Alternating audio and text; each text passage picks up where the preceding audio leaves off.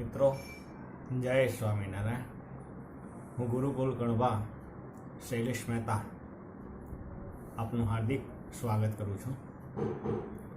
મિત્રો, અગાઉના એપિસોડની અંદર આપણે દીકરી કાવ્ય એટલે કે ગઝલની આપણે સમજૂતી લીધી. હવે દીકરી કાવ્યની અંદર આવતા આપણે કેટલાક શબ્દોની સમજૂતી લઈશું. એની અંદર આવતું કેટલું ગ્રામર અને કેટલાક પ્રશ્નોની આપણે વિગતે ચર્ચા કરીશું. કારણ કે દીકરી કાવ્યની આપણે બહુ ઝીણવટભરી છાણાવટથી આપણે વિસ્તૃત માહિતી મેળવી હતી. તેની અંદર આવતા કેટલાક શબ્દો તમને ખ્યાલ તો આવી ગયો છે મિત્રો. નોટ અને પેન લઈને બેસવાનું છે મિત્રો, કારણ કે અહીંયા આવતા એક એક શબ્દો એ એક એક શબ્દોની તમારે નોંધ કરવાની છે મિત્રો. તો અહીંયા આપણે એવા શબ્દો લઈશું કે જેને સમાનાર્થી શબ્દો કહેવામાં આવે છે, પર્યાયવાચી શબ્દો કહેવામાં આવે છે. તો અહીંયા એક શબ્દ આવે છે સ્વર્ગ. તો સ્વર્ગનો અર્થ શું થાય મિત્રો? તો સ્વર્ગ એટલે કે દેવોનો લોક. બીજો શબ્દ છે ઝલક. ઝલક એટલે શોભા, તેજસ્વીતા. ત્રીજો શબ્દ છે મિત્રો સુખડ ચંદન, એટલે કે ચંદનના ઝાડનું સુગંધી લાકડું કે જેની અંદરથી ચંદનની સુગંધ આપણને ચોતરફ પ્રસરે છે. ત્યાર પછી તિલક શબ્દ છે મિત્રો. તો તિલક એટલે કે કપાળની અંદર કરવામાં આવતું ટીલું, કે જે કંકુનું પણ તિલક કરવામાં આવે છે, ચંદનનું પણ તિલક કરવામાં આવે છે મિત્રો. ત્યાર પછી શબ્દ છે સ્નેહ. સ્નેહ એટલે હેત, પ્રેમ. ત્યાર પછી મિત્રો છે ઝરણું. ઝરણું શબ્દનો અર્થ શું થાય? જમીન કે પહાડમાંથી ઝરતો પાણીનો પ્રવાહ, એને ઝરણું કહેવામાં આવે. પણ અહીંયા સ્નેહરૂપી ઝરણું છે, પ્રેમરૂપી ઝરણું છે, હેતરૂપી ઝરણાની વાત કરવામાં આવી છે મિત્રો. ત્યાર પછી બીજો શબ્દ છે પરિણામ. પરિણામ એટલે ફળ. ત્યારબાદ બીજો શબ્દ આવે છે કોતરવું, એટલે કે પથ્થરની અંદર કોતરણી કરવી, નકશી કામ કરવું. શિલ્પકારો આરસપણના પથ્થરની અંદર નકશી કામ કરે છે ને, એટલે કોતરવું એટલે નકશી કામ કરવું. ત્યારબાદ ગૌરી વ્રત. ગૌરી વ્રત શબ્દ છે. તો ગૌરી એટલે પાર્વતી. પાર્વતીનું નામ છે એક મિત્રો. તો પાર્વતીની પૂજાનું વ્રત એને ગૌરી વ્રત કહેવામાં આવે. નાની દીકરીઓ કરે છે. ત્યાર પછી શબ્દ છે કાયમથી. કાયમથી એટલે હંમેશા, સદાય. ત્યાર પછી એક શબ્દ છે ફડક. ફડક એટલે ચિંતા. ત્યાર પછી બીજો શબ્દ છે શિર. શિર એટલે મસ્તક, માથું. વિસ્તરવું. વિસ્તરવું એટલે ફેલાવવું. સમજણ એટલે ડહાપણ, શાણપણ, એવો અર્થ થાય છે મિત્રો. ફલક. ફલક એટલે કે આસમાન, ઉપરના આસમાન. ત્યાર પછી મિત્રો છે સુર. સુર એટલે સ્વર. શરણાઈ. શરણાઈ એટલે કે એક પ્રકારનું વાદ્ય છે જે ફૂંકીને વગાડમાં આવતું એક વાદ્ય. ત્યાર પછી ભીની થવી. ભીની થવી એટલે ભીંજાવી. પલક. પલક એટલે કે આંખનો પલકારો મિત્રો. આ શબ્દની સમજૂતીની વાત છે મિત્રો. હવે કેટલાક તળપદા શબ્દો આવે છે મિત્રો. તો તળપદા શબ્દોને આપણે જોઈએ કે આ ગઝલની અંદર કયા કયા તળપદા શબ્દો આવે છે. તો તળપદા શબ્દોની વાત કરીએ આપણે મિત્રો, તો ફલક શબ્દ છે, ફલક એ પણ તળપદો શબ્દ છે. ફલક એટલે વિસ્તરવું, એનો અર્થ એ થાય છે મિત્રો. ત્યારબાદ આની અંદર કેટલાક વિરુદ્ધાર્થી શબ્દો પણ આવે છે. વિરુદ્ધાર્થી શબ્દની વાત કરીએ તો શરમ, શરમ એટલે બેશરમ. બીજો શબ્દ છે કે સમજ, અણસમજ, ભીનું, સૂકું, સ્વર્ગ, નરક, સ્નેહ, નફરત, વિસ્તરે એટલે સંકોચાય. આ વિરુદ્ધાર્થી શબ્દોની વાત થઈ મિત્રો. ત્યાર પછી આ કાવ્યની અંદર કેટલાક શબ્દ સમૂહ માટે એક શબ્દ પણ આવે છે. દેવોનો લોક શું કહેવાય મિત્રો? દેવલોક પણ કહેવાય અને સ્વર્ગ પણ કહેવાય. દેવોનો લોક, સ્વર્ગ. ત્યારબાદ બીજો શબ્દ છે જમીન કે પહાડમાંથી ઝરતો પાણીનો પ્રવાહ. પાણીનો પ્રવાહ કે વહેણો, એને શું કહેવામાં આવે? ઝરણું. ત્યાર પછી આંખનો પલકારો, એને પલક કહેવામાં આવે મિત્રો. ત્યારબાદ રૂઢિપ્રયોગના અર્થ એની વાત કરીએ મિત્રો, તો માથે હાથ ફેરવવો. માથે હાથ ફેરવવો એટલે કે આશીષ આપવા. આશીષ એટલે આશીર્વાદ. આશીષ આપવા, આશીર્વાદ આપવા. બીજો શબ્દ છે હાથ દેવો. હાથ દેવો એટલે સહારો આપવો, હૂંફ આપવો, એ શબ્દ છે. ત્યાર પછી મિત્રો આની અંદર કેટલાક સમાસના શબ્દો પણ પૂછાયેલા છે. ગૌરી વ્રત. ગૌરી વ્રત કયો સમાસ કહેવાય? મધ્યમ પદલોપી સમાસ. મધ્યમ પદલોપી સમાસ ક્યારે બને? પૂર્વ પદ અને ઉત્તર પદની વચ્ચે આવેલા મધ્યમ પદનો લોપ થાય એટલે મધ્યમ પદલોપી સમાસ કહેવામાં આવે છે. વચ્ચેનું પદ કાઢી નાખવું, લોપ થવું એટલે કાઢી નાખવું. બીજો શબ્દ છે સગા સંબંધીઓ. સગા અને સંબંધીઓ, અનેથી છૂટો પડે છે તો કયો સમાસ થશે? દ્વંદ્વ સમાસ બનશે મિત્રો. ત્યાર પછી આની અંદર એક અલંકાર પણ પૂછાય છે. અલંકારનો પંક્તિ છે કોતરે છે કોઈ વર્ષોથી ખડકમાં દીકરી. કોતરે છે કોઈ વર્ષોથી ખડકમાં દીકરી. તો કયો અલંકાર બનશે? સજીવારોપણ અલંકાર. નિર્જીવ વસ્તુને સજીવનું આરોપણ કરવામાં આવે છે. નિર્જીવ વસ્તુને સજીવ દર્શાવવામાં આવે છે એટલે કયો અલંકાર બને મિત્રો? સજીવારોપણ અલંકાર. ત્યાર પછી મિત્રો અહીંયા કેટલાક શબ્દોના અર્થ આપવામાં આવે છે. એટલે કે શબ્દ એક સરખો લાગે પણ અર્થભેદ કહીએ ને આપણે, એ શબ્દના અર્થભેદ.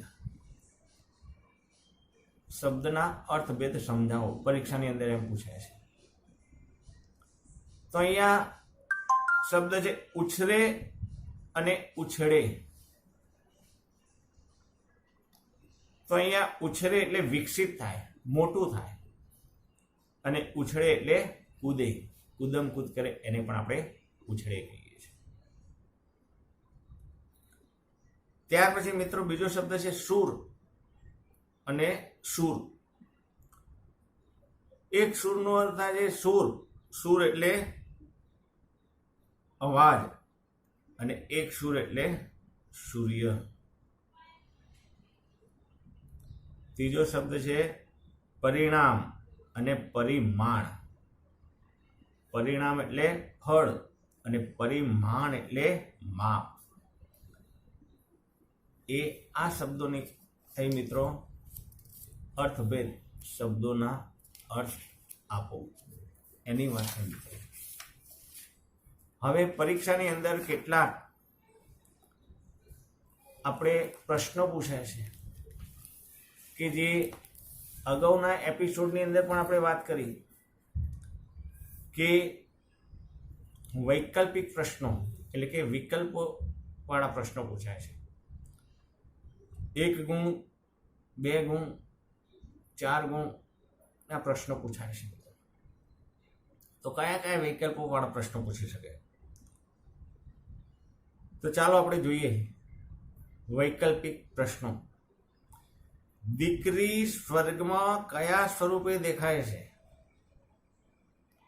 દીકરી સ્વર્ગમાં કયા સ્વરૂપે દેખાય છે? તો એ દેવોની ઝલકમાં, બી પરીની ઝલકમાં, સી દેવીઓની ઝલકમાં, અને ડી અપ્સરાની ઝલકમાં. મિત્રો ખ્યાલ આવી ગયો છે તમને? કારણ કે કાવ્ય પંક્તિની શરૂઆતમાં છે સ્વર્ગની એક એક ઝલકમાં. તો સ્વર્ગની, તો મિત્રો શું જવાબ આવશે આનો? દેવીઓની ઝલકમાં. ત્યાર પછી બીજો પ્રશ્ન છે દીકરીની સમજણ વિસરી છે તેવું કયા કારણે આપણે કહી શકાય? દીકરીની સમજણ વિસરી છે એવું કયા કારણે કહી શકાય મિત્રો? તો એ પિતાને સહારો આપે છે, બી પિતાનો ખર્ચ કરાવે છે તેથી, સી સાસરે જાય છે તેથી, અને ડી એ બી સી માંથી એક પણ નહીં. તો કયો જવાબ આવશે મિત્રો? કે પિતાને સહારો આપે છે તેથી. એ આવશે મિત્રો જવાબ. કયો જવાબ આવશે? એ. ત્યાર પછી મિત્રો અહીંયા 2-3 વાક્યમાં નીચેના પ્રશ્નોના 3-4 વાક્યમાં ઉત્તર લખો. એ પ્રશ્નો પણ પૂછાય છે એ ટાઈપના. તો કયો પ્રશ્ન પૂછાવાનો પરીક્ષામાં એ તો આપણને ખબર નથી, પણ કાવ્યની અંદર જે પૂછાવા લાયક જે પ્રશ્નો છે એ પૂછાવા લાયક પ્રશ્નોને આપણે અહીંયા જોઈશું. તો શું કહે છે કે પહેલા તો આપણે એક એક વાક્યના પ્રશ્નો જોઈ લઈશું, પછી 2-3 વાક્યની અંદર જઈશું. એટલે એક એક વાક્યના પ્રશ્નોના જવાબ થઈ જાય તો એની ઉપરથી આપણે 2-3 વાક્યના પ્રશ્નો પણ આપણે જોઈ શકીશું. તો સૌથી પહેલા આપણે કહીએ કે દીકરી કાવ્યનો સાહિત્ય પ્રકાર કયો છે? મિત્રો વિદ્યાર્થીનું જ્ઞાન ચકાસે તેવા પ્રશ્નો પૂછે છે. તો દીકરી કાવ્યનો સાહિત્ય પ્રકાર ગઝલ. એનું સાહિત્ય સ્વરૂપ કયું છે? ગઝલ. દીકરી કાવ્યના કવિનું નામ શું છે મિત્રો? તો દીકરી કાવ્યના કવિનું નામ અશોક ચાવડા. દીકરી કાવ્યના કવિ અશોક ચાવડાનું ઉપનામ તખલ્લુસ આપણે કહીશું એને. કાલે મેં સમજાવી દઉં કે તખલ્લુસ કોને કહેવાય. એમનું ઉપનામ શું? તો દીકરી કાવ્યના કવિનું ઉપનામ એટલે કે અશોક ચાવડાનું ઉપનામ છે બેદિલ. શું છે મિત્રો? બેદિલ. દીકરી ગઝલ અશોક ચાવડાના કયા કાવ્ય સંગ્રહમાંથી લેવામાં આવ્યું છે? કયા ગઝલ સંગ્રહની? તો મિત્રો પગરવ તળાવમાંથી. આ પ્રશ્નમાં ભૂલ થઈ જાય એવી છે, કારણ કે બે ઉપર આપેલું છે, એક પગલા તળાવમાં અને પગરવ તળાવમાં. તો મિત્રો પગલા તળાવમાં નહીં પણ પગરવ તળાવમાંથી. આનો જવાબ શું આવશે? પગરવ તળાવમાંથી. ત્યાર પછી મિત્રો સુખડ, ચંદન અને કુમકુમમાં કવિ કોને જુએ છે? સુખડ, ચંદન અને કુમકુમમાં કવિ કોને જુએ છે? તો મિત્રો સુખડ, ચંદન અને કુમકુમમાં કવિ દીકરીને જુએ છે. અગાઉ પણ મેં કહ્યું હતું, દરેક કાવ્યોને આપણે ધ્યાનથી મુખપાઠ કરવાના છે. કવિ શાના તિલકમાં દીકરીને જુએ છે? તો કવિ સુખડ, ચંદન તેમજ કુમકુમના તિલકમાં દીકરીને જુએ છે. કવિ સ્નેહનું ઝરણું કોને કહે છે? તો કવિ સ્નેહનું ઝરણું દીકરીને કહે છે. સ્નેહ એટલે પ્રેમ. અગાઉ આપણે જોઈએ પ્રશ્ન, કોઈ વર્ષોથી દીકરીનું શિલ્પ શેમાં કોતરે છે? કોઈ વર્ષોથી દીકરીનું શિલ્પ શેમાં કોતરે છે? તો કોઈ વર્ષોથી ખડકમાં દીકરીનું શિલ્પ કોતરે છે મિત્રો. દીકરી કયું વ્રત કરે છે? દીકરી કયું વ્રત કરે છે? તો દીકરી ગૌરી વ્રત કરે છે મિત્રો. દીકરીને માથે હાથ ફેરવવો અને દીકરી હાથ દે એમાં શું ફરક છે? દીકરીને માથે હાથ ફેરવવો અને દીકરી માથે હાથ દે એમાં શું ફરક છે? તો દીકરીને માથે હાથ ફેરવવો એટલે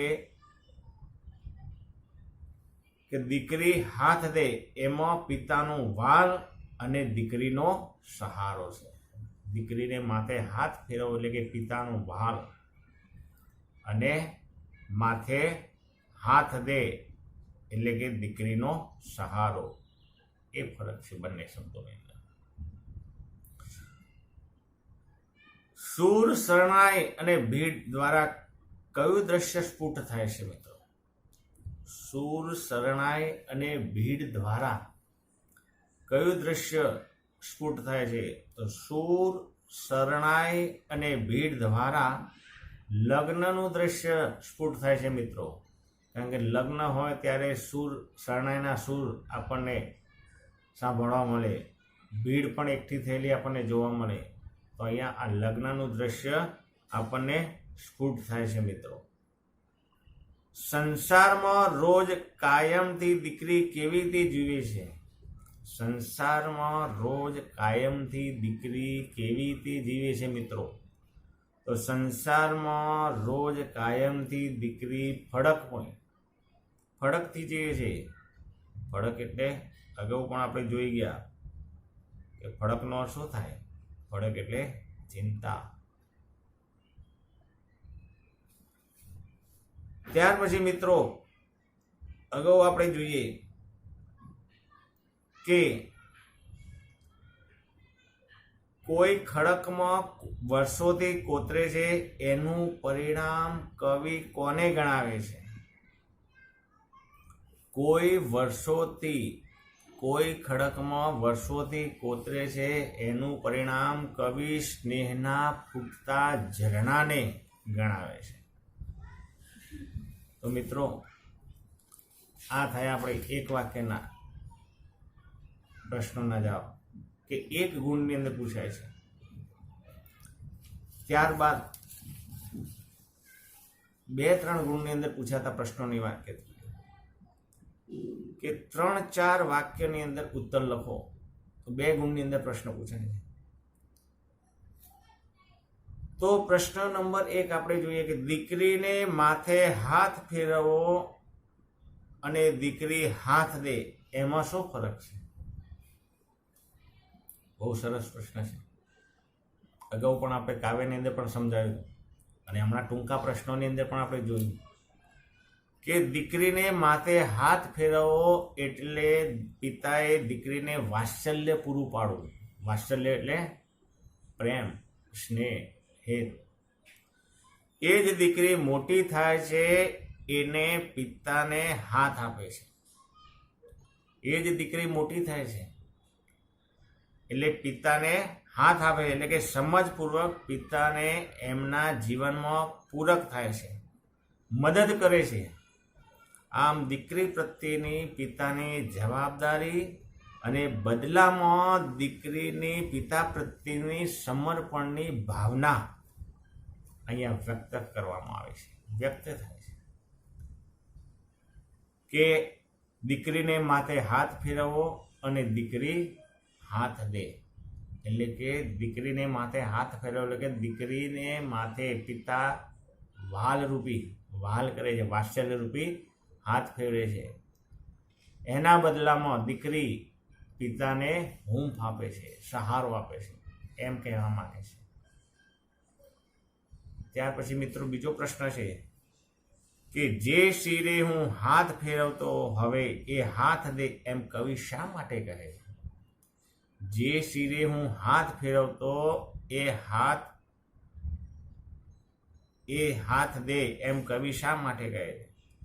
અહીંયા એમ કહેવા માંગે કે જે શિરે એટલે કે જે મસ્તક ઉપર કે જે માથા ઉપર હું હાથ ફેરવતો હવે એ હાથ દે એમ કવિ કહે છે કે દીકરી માટે ખરેખર પ્રશંસનીય છે કે દીકરી પિતાને જ્યારે પગે લાગે છે, જ્યારે પરણીને સાસરે જાય છે ત્યારે પિતા તેના શિરે હાથ ફેરવે છે, તેના મસ્તક ઉપર માથા ઉપર હાથ ફેરવે છે. એમાં વાલ છે. તો દીકરીથી છૂટા પડવાની વેદના પણ છે. દીકરી પિતાથી છૂટી પડે છે અને પિતા દીકરીથી છૂટા પડે છે, એટલે કે એમાં છૂટા પડવાની વેદના છે. તો પિતાને ક્યાંય ખબર હોય છે કે આ સમજુ દીકરી એક વખત એમને હાથ દેશે, એમનો સહારો બનશે અને તેમને હૂંફ આપશે. એટલે કે દીકરીને માથે જ્યારે પિતા હાથ ફેરવે છે ત્યારે એ દીકરી એમને સહારો આપે છે, હૂંફ આપે છે. એ આ પ્રશ્નની અંદર એમ કહેવા માંગે છે. ત્યાર પછી અહીંયા એક બીજો પ્રશ્ન છે. ઉછરે છે રોજ કાયમથી ફડકમાં દીકરી એમ કવિ શા માટે કહે છે? મિત્રો આ પ્રશ્ન ખૂબ અગત્યનો છે. આ વખત 2020ની અંદર બોર્ડની અંદર પૂછાયો હતો. બોર્ડની અંદર આ પ્રશ્ન 2 ગુણની અંદર પૂછાયો હતો મિત્રો કે ઉછરે છે રોજ કાયમથી ફડકમાં દીકરી એમ કવિ શા માટે કહે છે? તો શું કહે છે? દીકરી બાપને ઘેર હોય ને, દીકરી બાપને ત્યાં ઉછરે છે ત્યારે તેના ઉછેરની અંદર કેટલાક સામાજિક બંધનો હોય છે.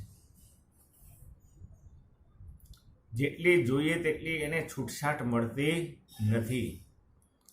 એને દીકરા જેટલી સ્વતંત્રતા મળતી નથી.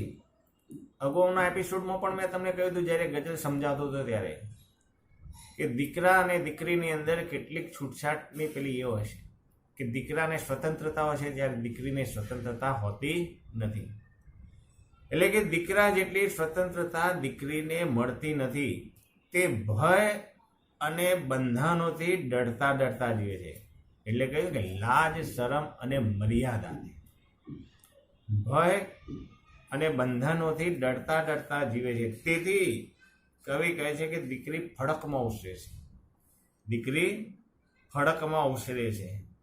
એમ કહેવામાં આવે છે કે દીકરીને મર્યાદા હોય છે, દીકરીને લાજ હોય છે, દીકરીને શરમ હોય છે, સામાજિક બંધનો હોય છે. એટલે દીકરીને પૂરતી સ્વતંત્રતા હોતી નથી, એમ પણ કહીએ તો પણ ઉચિત નથી મિત્રો.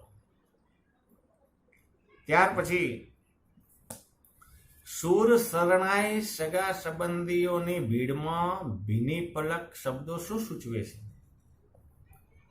શૂર શરણાઈ સગા સંબંધીઓની ભીડમાં ભીની પલક શબ્દો શું સૂચવે છે? અહીંયા કહે છે કે શૂર શરણાઈ સગા સંબંધીઓની ભીડમાં ભીની પલક શબ્દો એક પિતાની દીકરીના વિરહની વેદના સૂચવે છે. કારણ કે દીકરી પરણીને જ્યારે સાસરે જાય છે અને વિદાયનો પ્રસંગ આવે છે ત્યારે એ વખતે શરણાઈના સૂર સંભળાય છે. ત્યારે સગા સંબંધીઓની ભીડમાં પણ એ પિતાને સંયમ રાખી શકતા નથી. ગમે તેવો નિષ્ઠુર પિતા છે ને, ક્રૂર પિતા છે ને, તો પણ એ પિતાની આંખમાં આંસુ આવી જાય છે. કારણ કે એ પ્રસંગ જ બહુ કરુણ છે અને આખા 20-25 વર્ષ સુધી દીકરીને ઉછેરીને મોટી કરી હોય અને વાલ કરીને મોટી કરી હોય ને એને આજે વિદાય આપવાની હોય, એટલા માટે કહે છે કાળજા કેરો કટકો મારો કેડથી છૂટી ગયો. તો કાળજાનો કટકો કહેવાય પિતા માટે દીકરી. એટલે કે સગા સંબંધીઓ ભીડમાં પણ પિતાનો સંયમ રાખી શકતા નથી અને દીકરીની યાદમાં તેમની આંખ ભીની થઈ જાય છે, એમની આંખમાં આંસુ આવી જાય છે અને એ ભીની પલકમાં પિતાને પોતાની દીકરીની જ પ્રત્યક્ષ સ્વરૂપે દેખાય છે. ભીની પલકમાં પિતાને પોતાની દીકરી જ પ્રત્યક્ષ રૂપે દેખાય છે. એટલે કે શૂર શરણાઈ અને સગા સંબંધીઓની ભીડમાં ભીની પલકમાં શબ્દો પોતાની દીકરીને પ્રત્યક્ષ રૂપે જુએ છે, એમ કહેવા માંગે છે. ત્યાર પછી મિત્રો હવે સવિસ્તર પ્રશ્નોની વાત કરીએ કે નીચેના પ્રશ્નોના 8-10 વાક્યોની અંદર પ્રશ્નોનો જે 4 ગુણની અંદર પૂછાય છે મિત્રો, તો કયા પ્રશ્નો પૂછાશે? કે દીકરી ગઝલ દ્વારા પિતા તરીકે કવિએ દીકરીના પ્રત્યેના મનોભાવો કઈ રીતે વ્યક્ત કર્યા છે? તો દીકરી ગઝલમાં કવિએ દીકરીના ગૌરવ અને ગુણોના મૂલ્વ્યા છે. દીકરીના ગૌરવ અને દીકરીના ગુણોને મૂલ્વ્યા છે. કવિએ અહીંયા કહ્યું છે કે સ્વર્ગની એક એક દેવીની ઝલકમાં દીકરીની ઝલક દેખાય છે. સ્વર્ગની એક એક દેવીની ઝલકમાં પોતાની દીકરીની ઝલક દેખાય છે. દીકરી સુખડ ચંદન જેવી સુગંધ અને શીતળતા આપે છે. કુમકુમના તિલકમાં દીકરીનું સૌંદર્ય વસ્યું છે મિત્રો. દીકરીના હૈયામાં સ્નેહનું ઝરણું વહે છે, એટલે જ એ મીઠડી લાગે છે, એટલે જ એ વાલી લાગે છે. કોઈ વર્ષો સુધી ખડકમાં સુંદર શિલ્પ કોતરે છે. શિલ્પકાર એટલે કે શિલ્પી કોઈ વર્ષોથી ખડકમાં સુંદર શિલ્પ કોતરે છે એવી નકશેદાર દીકરી છે કે વર્ષોથી માતા પિતા એને સંસ્કારો આપીને ઉછેરીને મોટી કરે છે. એટલે લાજ, મર્યાદા, શરમ અને ગૌરીવત જેવી પરંપરાગત હારમાળામાં હંમેશા દીકરી ફળકમાં ઉછળતી રહી છે. અને એને શિરે હાથ ફેરવી વાલ કર્યું છે, આશીષ આપ્યા છે, આશીર્વાદ આપ્યા છે. એ દીકરી આજે કેવી સમજદાર થઈ ગઈ છે મિત્રો. આજે એ મને હાથ દે છે, અર્થાત સહારો આપે છે, હૂંફ આપે છે. આવી વાલી દીકરીને કેમ ભૂલાય?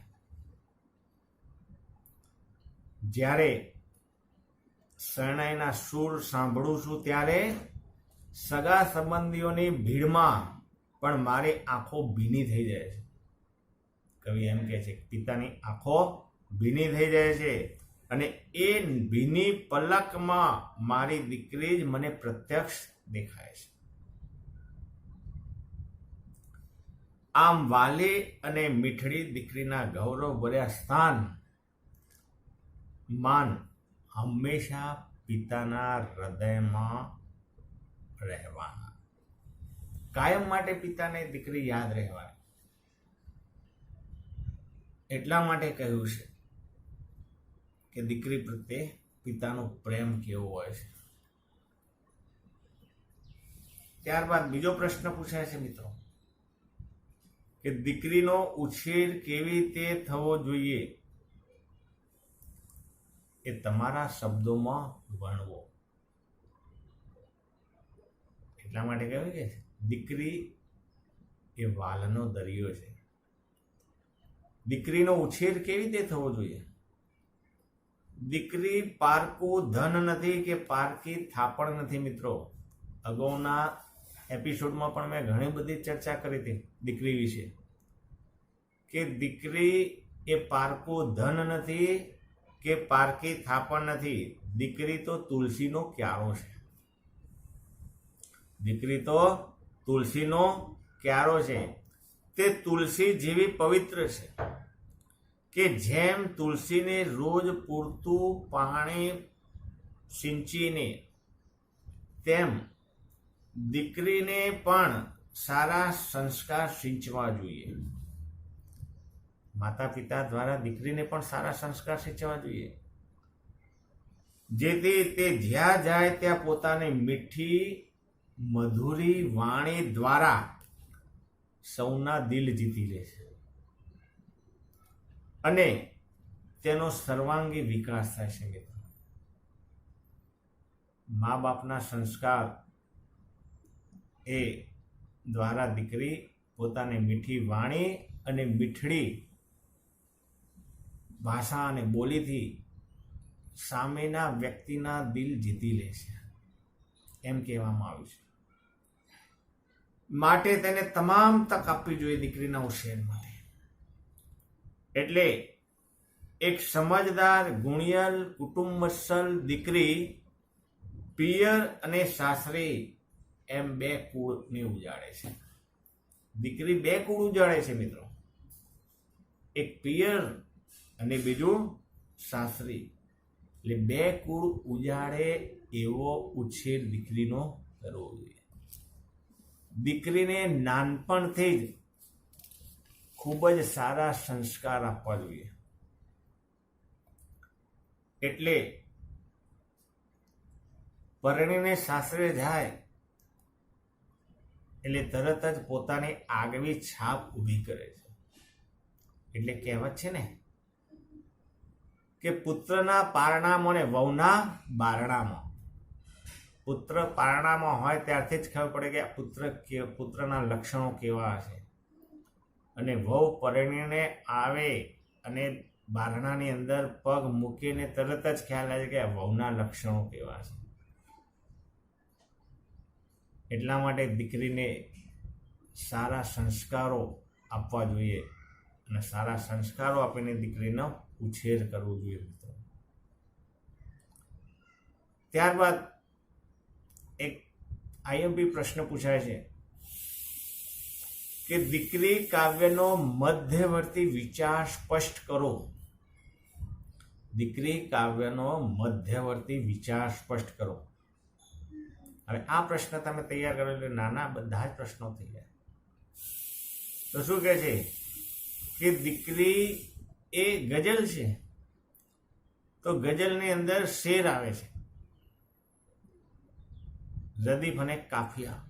કાલે વાત કરી હતી તો ગઝલના પ્રત્યેક શેર દ્વારા કવિ દીકરીના વ્યક્તિત્વના વિવિધ પાસાને સુંદર રીતે વ્યક્ત કરે છે. દીકરીમાં કવિને સ્વર્ગની એક એક ઝલકની અંદર સ્વર્ગની એક એક દેવીની ઝલક પ્રતીત થાય છે. સ્વર્ગની જે દેવીઓ છે એ દેવીઓની ઝલકની અંદર પોતાની દીકરી દેખાય છે. ખડકમાંથી વર્ષોથી કોઈ શિલ્પ કોતરતું હોય એવું કવિને લાગે છે. અને જીવનમાં દીકરીને માન અને સ્થાન કવિએ વાત કરી કે જેને માથે હાથ મૂકીને હું આશીર્વાદ આપતો હતો એ પિતાને દીકરી હાથ આપે છે, એટલે કે સહારો આપે છે, હૂંફ આપે છે. એટલે જ્યારે શરણાઈના સૂર સાંભળી લગ્નની ભીડમાં પિતા કવિની આંખ ભીની થઈ જાય છે.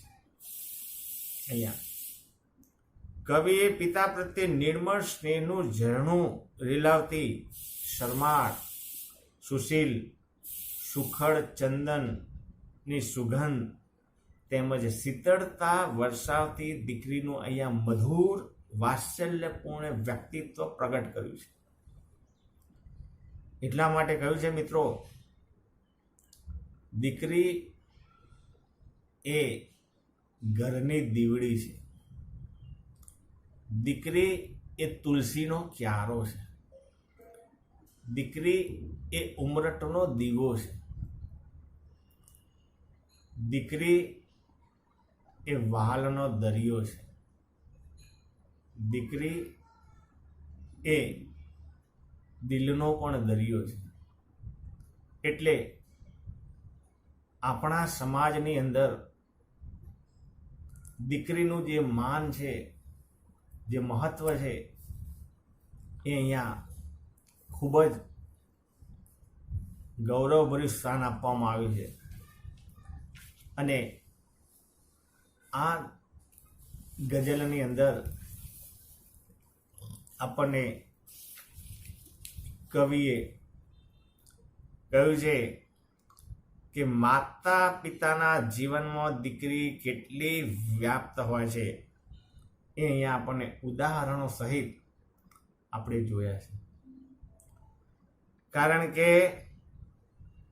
પિતા જ નહીં, કુટુંબ, સમાજ, ધાર્મિક વિધિ, પ્રસંગ અને પૃથ્વી ઉપરાંત સ્વર્ગની દેવીમાં પણ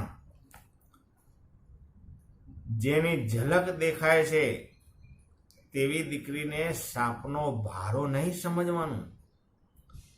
એ સાપનો ભારો નહીં પણ સમજણનું પ્રતીક છે,